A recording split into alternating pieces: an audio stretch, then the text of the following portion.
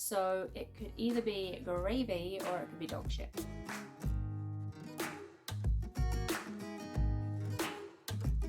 Hi and welcome to my channel. My name is Sarah and I love to talk about books. And so normally by this time on a Saturday my video would be up on YouTube, and instead I'm actually just sitting down to film it. So that is how life is going right now. Busy but good. Like, I'm not complaining. My new job is awesome. I now own my house all by myself, and my ex-husband can't get his cheating mitts on it. And I'm having friends round later for some day drinking in the garden. So life is sweet, unless we ignore the fact that I'm massively behind on my master's thesis. Yeah, and on that note, I think August is going to be quite sparse on the reading front because I really need to dig in on uni work if I ever want to graduate. So this is my TBR for August, but it's going to be a short TBR, and the BookTube prize reading is done for the semi-finals. And I'm dropping a lot of my reading plans for the year as well. You can hear more about that in the video that I posted last week. And oh, I've got hair in my mouth. But I'll post the description. I'll post the link for last week's video in the description below. So I am aiming for a small amount of books in August.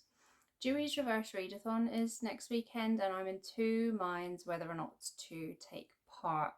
I'll see how I'm going with my thesis this week, and I'll probably decide at the last minute. But anyway, what will I be reading in August? Well, I have 3 book hangovers from July, so I'm going to focus on those. The first is Waiting to Begin by Amanda Prowse, which is about Bess, who is, when she's 16, something happens, and it's something that leaves her traumatized and ashamed. And when we meet her, she's in her 50s, and she now has to face whatever it was that had happened when she was 16 in order to save her marriage.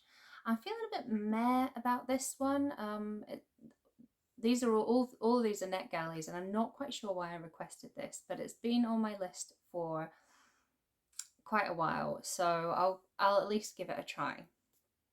Next is Widowland by CJ Carey, which is an alternative history after the Second World War. I think Germany has won, and they've made some sort of alliance with the UK. Britain still has a monarchy, although it's a king rather than a queen, but the actual control seems to lie with Germany. And the man in charge seems a little bit obsessed about the role of women.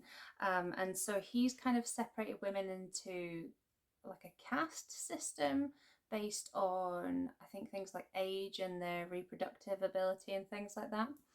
So it sounds like it's kind of a mix of The Man in the High Castle and The Handmaid's Tale in 1984. So it could either be gravy or it could be dog shit.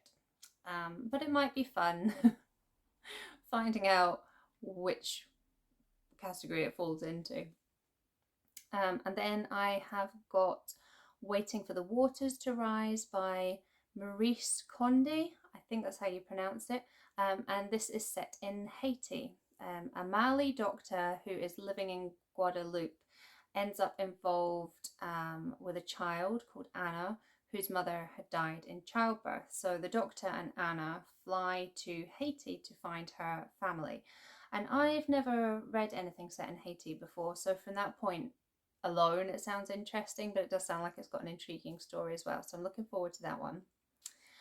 And then I'm just going to throw another couple onto the pile that I probably won't get to. So we've got The Kingdoms by Natasha, Pulley, which I've been meaning to get to for a while. This seems like another alternative history where Britain is ruled by France to like the extent that even speaking English is outlawed. And our protagonist is an amnesiac who the only clue to his identity is a letter that he's got with him, but it was written 100 years ago, so curiouser and curiouser. And then what's my last one?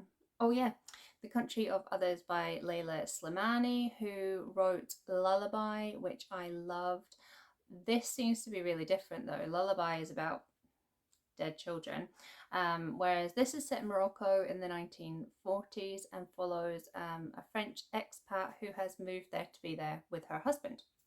But she's really struggling with her new existence as a farmer's wife, particularly because in Morocco she's seen as very much an outsider, and tensions are building in the country as Morocco fights for liberation. So that just sounds really good. I'm really interested in Morocco, and I've loved Leïla Slimani, so I'm excited for that one. But that is probably far more books than I have any hope in hell of getting through, so I will quit it there. Really short and sweet, this TBR, because I still need to edit this and slap it up online.